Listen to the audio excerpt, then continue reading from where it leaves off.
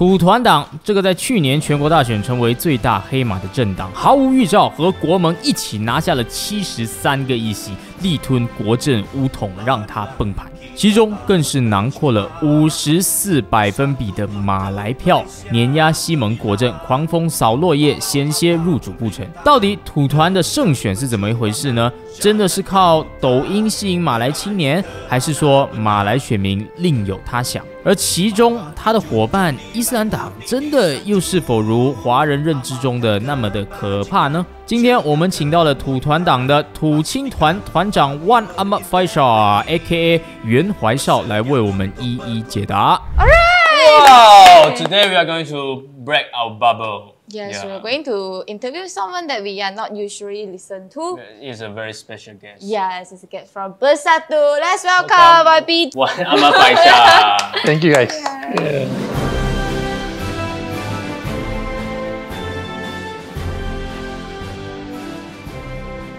Do you have any words for our audience? Greet our audience first. Kongsi Fachai, and hopefully you have a wonderful year. And although we know the challenges are many this year, but as Malaysian we can go through together. In the last PRU 15, did PN satisfied with your achievement? You win a lot of seats actually. Did you expect that happen? Honestly, no. Okay. No, we didn't expect to win that much number of seats. From my own personal calculation, we targeted around 50. That's the best we could get. Oh. Then now it's almost double. Yes, almost double. Almost double. And it was an achievement actually, especially for both parties, PAS and also Bersatu. Yeah. Bersatu have Not you. Bersatu have more seats than UMNO, and more seats than UMNO and BN combined. As we can see, all of the seat is like majority of Malay votes. Yes. Why is that so? Because from Chinese like us, we don't understand like, what do Malays think. Why Malay choose PN instead of PH? Or BN. I think one of the major narrative that we campaigned during the election was we want a cleaner government, a government that would manage any extremism and liberalism. The problem of corruption, as we all know, is more persistent in Barisan Nasional. Yeah, as we have seen many cases, court cases. From Harapan side, I think the Malays, this has been ingrained in our politics for many years. We cannot accept ideology that goes against the very foundation of Malay political philosophy. For example? For example, Okay. DAP or yes, the most, or MCA? I'm yes, not sure. the most obvious is DAP. For example, Deklarasi Setapak, Malaysia. This is what Malay fear the most. Okay, so that's why the Malays, especially the rural Malays, we cannot accept that. Will this be continuing be your direction for PN in future as well? Like, I think that by nature, Perikatan Nasional is a centre-right party. Centre-right party. Centre-right means, Very fair comment. we are conservative, but at the same time, we are also progressive. In our constitution, for example, Bersatu, PAS, even Perikatan Nasional, you could see not much different than Barisan Nasional or even Harapan. I think this is something that acceptable, understandable in Malaysian politics. You want to be a government, you must be a government for all. For all. You could be a race-based party like Bersatu. But it need to be for all. Yes, but because once you be a government, you want to be a government, you must be a government for everyone. As our experience have shown when we were part of the government after the sheraton, we serve everyone. During COVID, no one was left behind. I mean, Tan Sri Muhyiddin Yassin took over the government after the resignation of Tun Mahathir, unexpectedly. That, is it unexpectedly? Unexpectedly. I will defend that. Okay. Even Bersatu also not expected. There was a. If I could recap, why things happen? Let's rewind a little bit. Let's rewind. There was a bit of problem when it comes to the Malay support during the 22 months of Harapan. How could incumbent government lost with huge majority in Tanjung PI? Doesn't make sense. So we identified along 22 months that there was a clear racial and religious issue. The sentiment, of course, you can say that then UMNO, PAS played racial or religious sentiment, but the sentiment themselves came from real issues like the Adib bomber, right?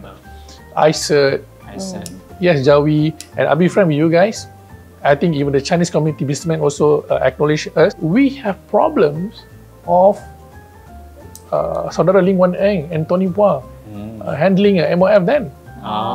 Yes. Right. Yeah, I mean, there were many cuts, budget cuts towards our farmers, our fishermen.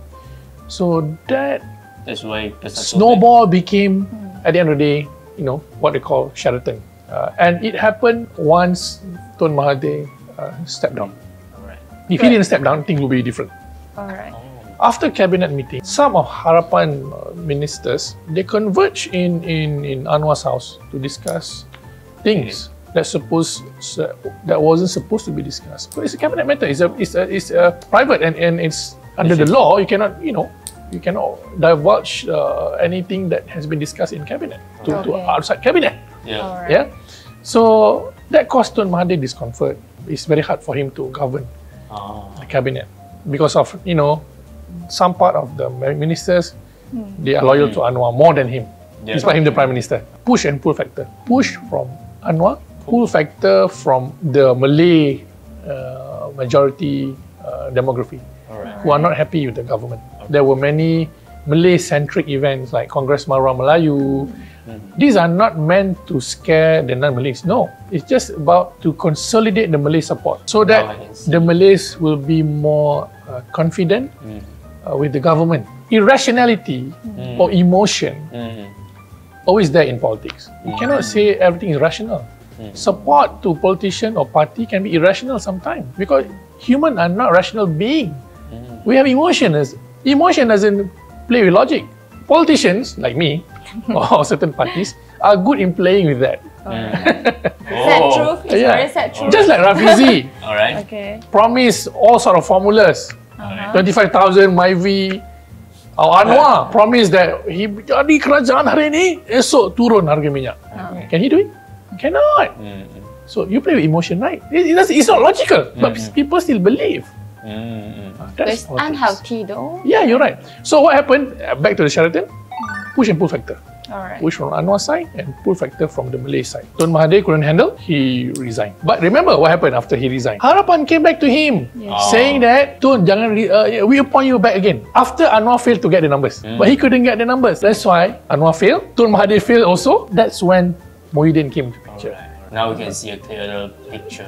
How do you see the combination of BN with PH? Is it a betrayal from BN side? It's not betrayal of BN side. It's a betrayal of BN towards their own members and toward the Malay voters. They call themselves the protector of the Malay interests. UMNO. Itulah perjuangan UMNO, bukan? For Melayu Umi Putra. Dan dalam Perhimpunan Agong, they said no UMNO, no DAP. And the Malays believe in it. The Malays voted for them because of this. Honestly, that was unexpected by many, but not to us. It was real. The talks have been ongoing since 2020. Since after you guys are beginning. Yes. But I thought you guys are government with BN together that time. Right? Why you guys didn't work well with it? 14 of UMNO MPs pulled their support against Muhyiddin. When Sabri became Prime Minister, so UMNO managed to get what they wanted, an UMNO Prime Minister. So then, coming to GE15, they said Ismail Sabri is a poster boy. They lost badly. They lost badly. But right now, they seem happy. The grassroots, is what I've searched and also surveyed, they're not happy actually. But you know, in UMNO's politics, warlords play an important role. Who are the warlords? The senior division chiefs. I know many are unhappy with whatever happened, but they dare not to voice out their concerns because they're afraid of being sacked by the party. After the anti-hopping law being introduced, the party is becoming more stronger, more clout to manage the members who they deem to be rebellious or went against the party's direction. Despite the party's direction could be wrong and against national interest. For example, 1MDB. Muhyiddin was removed because he voiced about this. Was he wrong? He wasn't wrong. So do you against the anti-hopping law? No. You guys voted for it. Yes. No, we're not against. Yeah. But we gave caveat during the discussion, which already included in the amendment. Removal of sitting MP by the party not necessarily mean you have to vacate your seat. What are the reasons why you're being removed in the first place? So we did not want this kind of conspiracy within the party to strengthen a particular leader, to remove unwanted dissident using the anti-hopping law as the pretext. Because say one of the MOU, you remember the MOU that forced the MPs to support to Sri Ibrahim. They said if you voted against the party's decision, Prime Minister, bill of like budget, you must be vacated. Your seat must be vacated. If that is the case, why would you need to vote as an MP? You just leave the president of the party to vote for you, right? Because the power is with the president. Why? You have to follow the president's direction. So it's the bad side from the anti-hopping law. Yeah, there's there's not to say grey area, but we need to really test the law first. Do you guys really planning another Sheraton move? No. Yeah, we heard a lot though. No. What do you hear? Even in the parliament also. Yeah, Tuan Hamza say we'll be ready to take over the government when time is ready. There's nothing wrong for us as opposition to say that. Alright. Why? We also want to be government. Of course, it could be 5 years, next 5 years.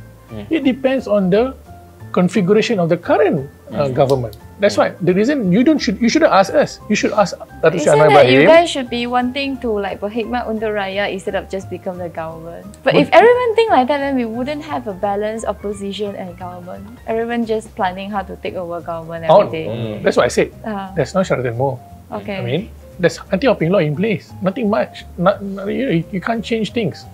That's good, right? You give some sort of stability, right? But in politics is an art of impossibility. Meaning to say, you can do impossible things without you ever thought you can do it. I'll give you a scenario.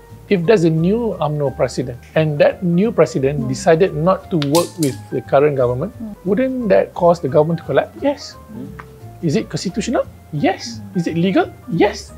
So there could be a new alignment. What other alignment? It could be Barisan Nasional, Perikatan Nasional, GPS, GRS, or it could be Pakatan Harapan minus Perikatan Nasional. You willing to cooperate with DAP? No, of course, no.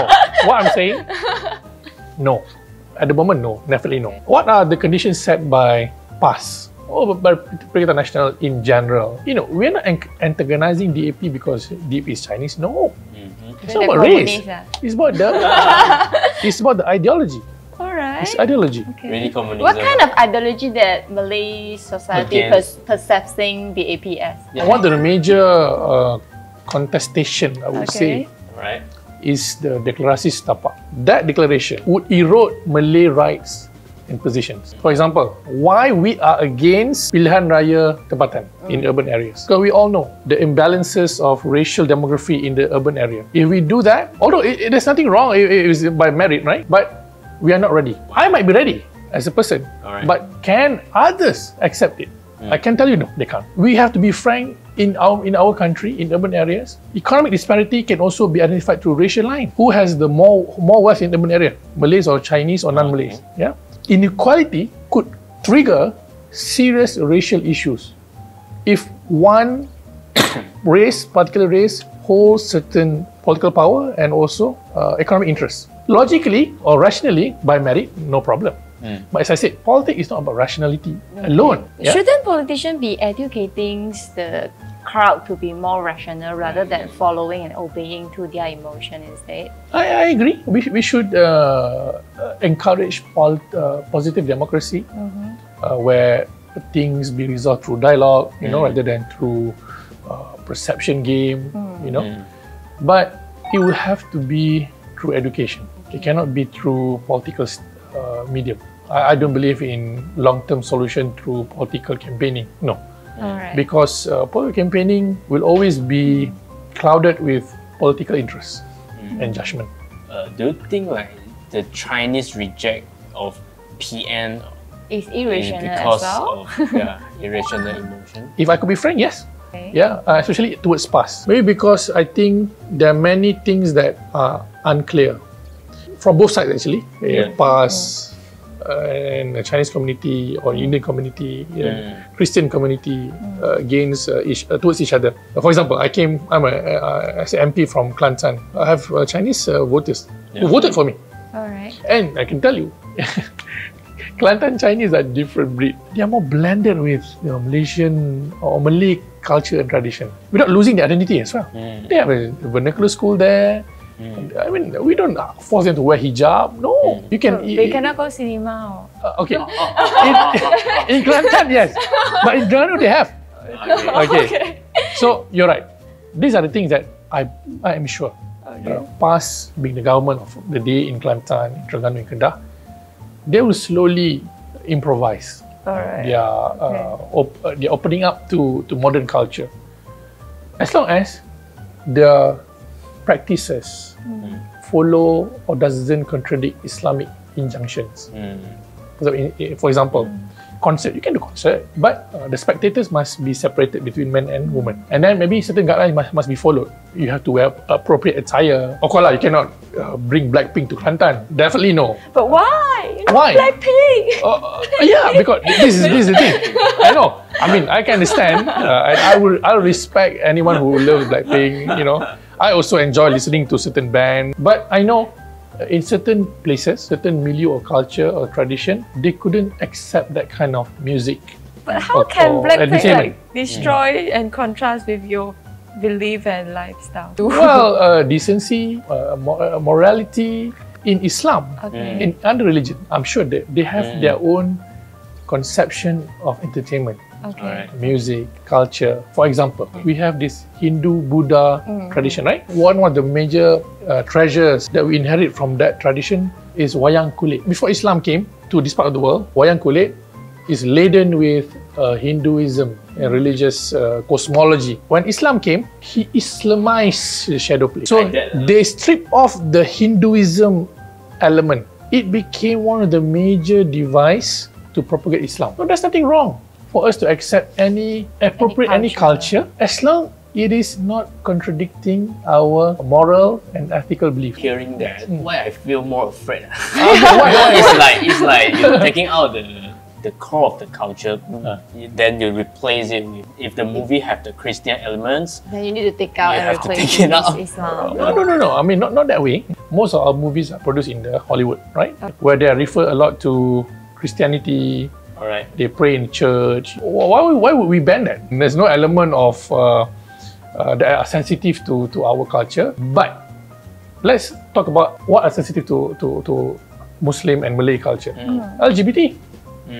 Buzz Lightyear, the recent movie. Not just us, Brunei also banned it because Disney refused to censor that part. We will protect our public sphere, but we will not stop you guys or anyone who believe in LGBT to watch it in private.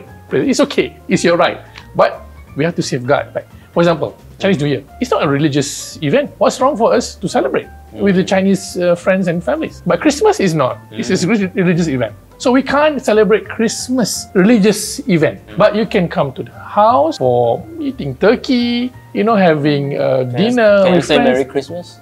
Can? Okay, I know there are many debate about this. Okay, I'm a religious scholar. I don't think we need to go in every single detail. One thing that I would like to raise up it will be very comforting for us. Like we can have dialogue like this. It's very cool and amazing experience for us. But when things come in public, one thing that we very concerned is we non-Muslim are not allowed to discuss this with Muslim because when we try to do so, then we'll be accused that you don't kacau ini. However, Muslim, you are not qualified. You cannot discuss. So for us, if we can't even bring out our thoughts and discuss with you all, so how can we going to accept and not afraid of what are you guys trying to bring out?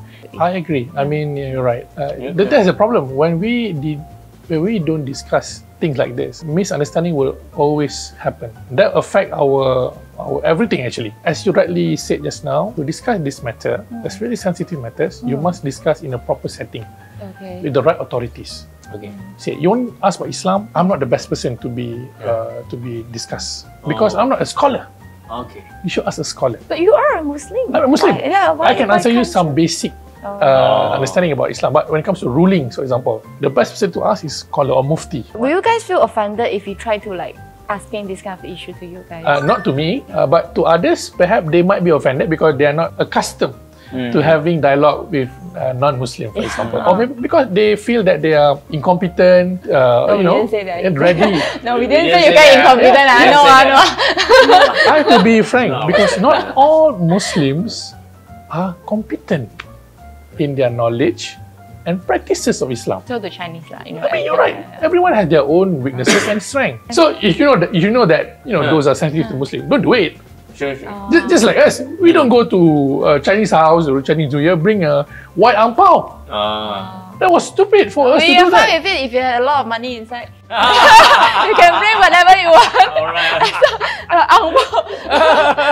Any color can. Black color. No, like, just kidding. I hope more dialogue like this can make us. We can break the barrier. But you know, can you introduce some scholar from past to us? to dialogue? For our audience as well. I mean, Tuan Ibrahim, Datuk Sri Tuan Ibrahim is the Deputy President. He's one of the most senior and most warm and Malays. Because in my memory, last time we are not that afraid of PAS during Nick Aziz's time. Oh yeah.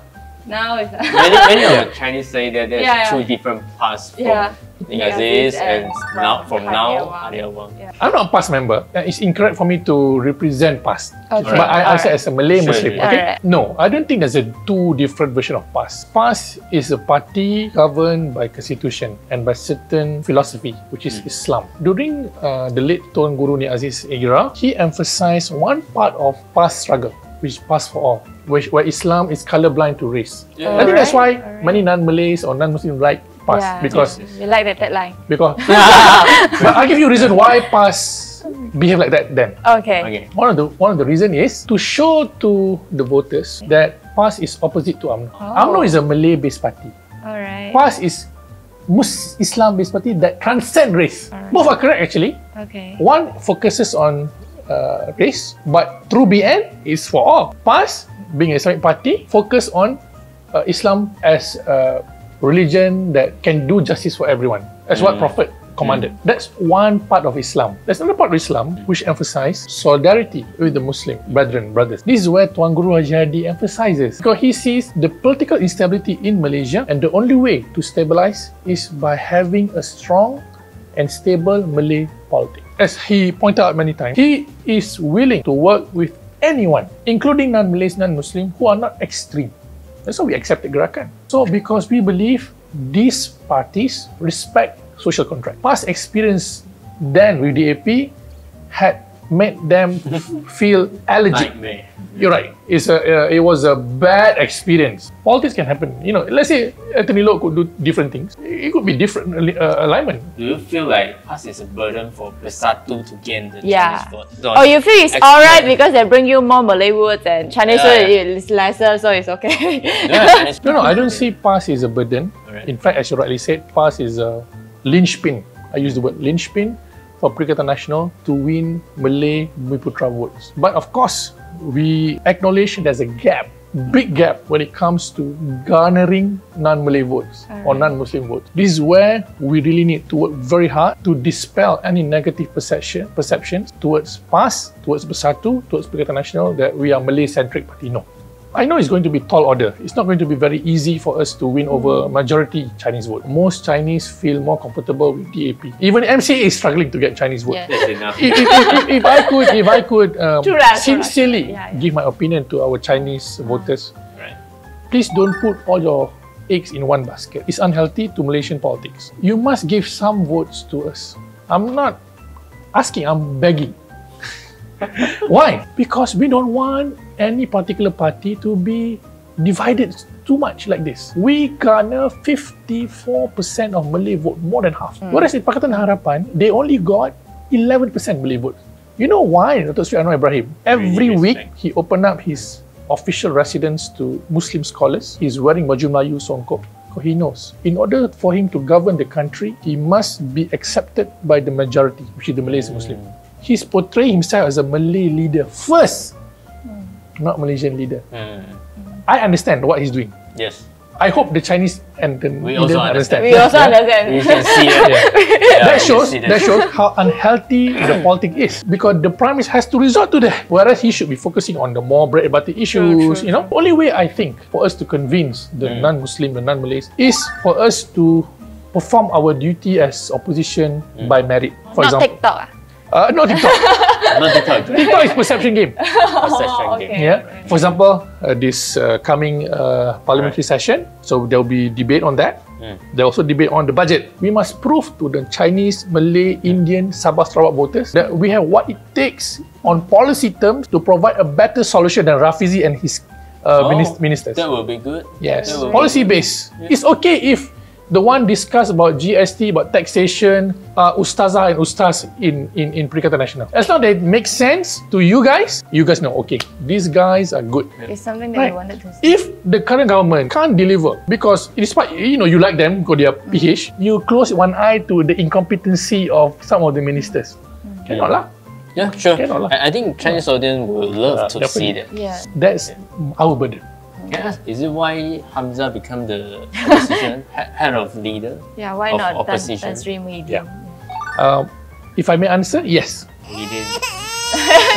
No, I didn't say that. No. I'm not saying I've answered it before. Chinese. You choose a lot. Oh, okay. Perception Sorry. game. Sorry. Simple reason. Okay. Muhyiddin had been Prime Minister. Yeah. Yeah, he's been there. Okay. So now it's about showcasing to others that we have other leaders as well. True. It's something that we wanted Yes. to hear from Mean people. to say, Yeah. Do you have any strategy to become a strong opposition? Forming a shadow cabinet Yeah. or anything. Yes, we do have, but we don't call it shadow cabinet Alright. because we have about 74 MPs. We will have like a committee that will take care each of the portfolio of all the ministries. Oh. Yeah, then there'll be maybe head of the committee that seems to be the shadow cabinet minister. Okay.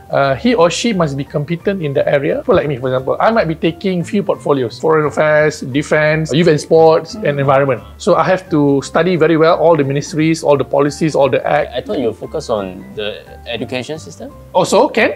Oh. I mean, I can choose. In Parliament, we will divide our engagement. Maybe on this issue, you talk. You shadow Rafizi. You shadow Mat Sabu on egg issue. Oh. Alright. That would be good. Yeah, that would be good. That's what we want in democracy. But I would agree with Professor Wong Chin-Huat's proposal. Oh. He has a more radical Oh, proposal. You know him, huh? Yeah, I know him. He proposed a quite radical solution. He said that even shadow opposition must swear in. And the most important thing, can get paid. Yeah. You say that, right? Yeah. The government should pay money to share. You're right. So that the parliament can become a strong institution to check and balance. I can tell you, I was in the government before. You need opposition to check and balance the government because we are bound to make mistakes. Because once you have power, it's not easy to manage sometimes. Yeah. We're looking forward to that too. Yeah, We hopefully haven't this been coming seeing- sitting. Yeah. We haven't been seeing politics debate. You're right. You're right. No more Oh, shouting very like long time. Yeah, like yeah. zoo, right? We don't want that. Yeah. Yeah. We want constructive debate. Yes. Oh. 各位，请问这个跟这个哪一个才是正版的？那这个和这个呢？最后是这个和这个哪个才是真正的呢？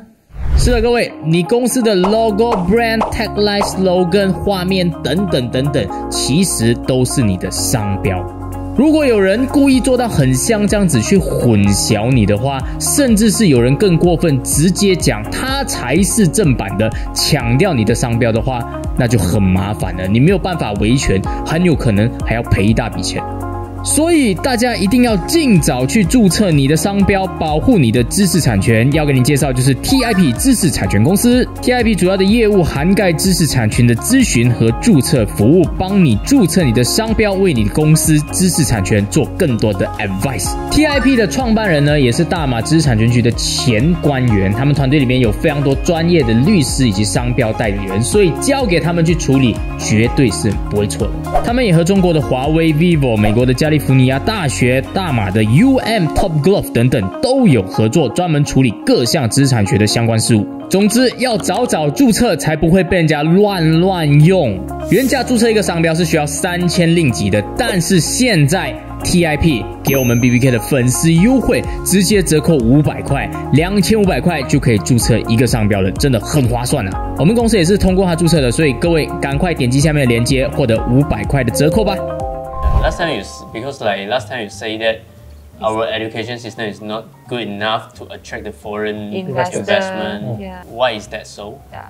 I think we need more effort from the government and expenditure as well to strengthen our teachers.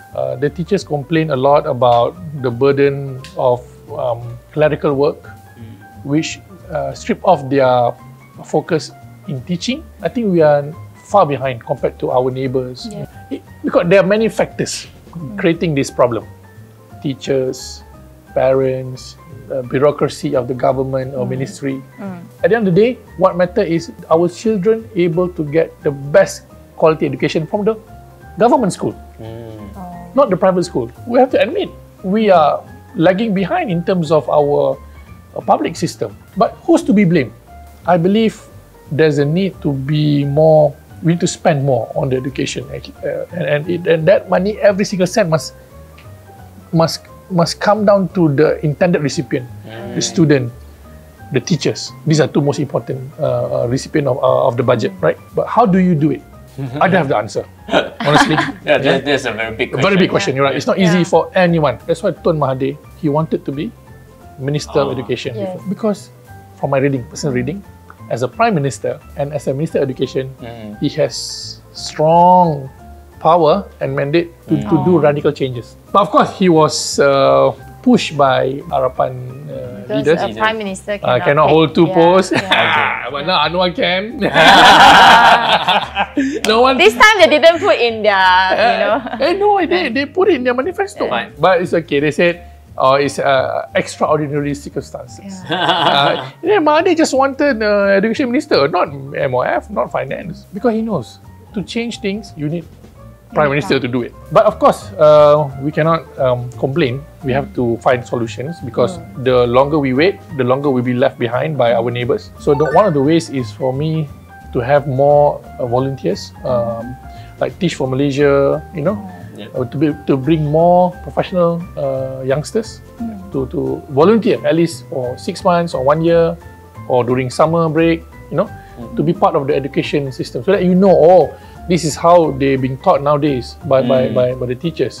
At least you understand teachers' problem, teachers' issues. There's no silver bullet actually for our education. It will take some time, effort, and political will to revamp the bureaucracy, especially. This content-wise, I think it's there. But the most important, who delivers the content? The teachers. So the teachers must be empowered. So I think this is my wish list for the budget. If there's more openings for the teachers to get more ways, opportunities to learn, to upgrade their skills, their knowledge, so that they can become more effective in their delivery. But is that true you want to eradicate vernacular school? I was accused to say I want to shut down vernacular schools. But I made my point clear in Parliament. What I meant was, vernacular schools, to foster national unity, must be nationalized. What do I mean by that? You introduce more national content. You can learn Mandarin, no problem. You can learn Tamil, but bring more Malay and also other cultures into the school so that the students learn about each other as well.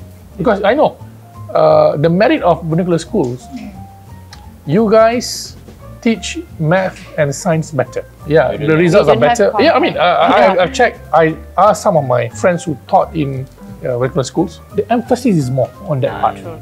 Yeah. And I know some non-Malay parents. We don't have the PJ class. The Jasmani class will be used Little. to teach math. No, the teacher will come and say, let's do let's do math.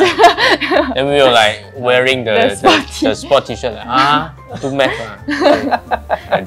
We have to find ways to address that gap in the sense of you have to inject more content so that you can learn Malay better, you understand Malay literature. It's one of my regret actually. I think it's your own problem. I don't have I don't have the environment to speak Malay. Your issue. You studied in it's my you bad. studied in Matric and you still didn't have enough place, is it? I play with Chinese. Then your problem. You're right, I miss those days during primary school when I have multiracial friends.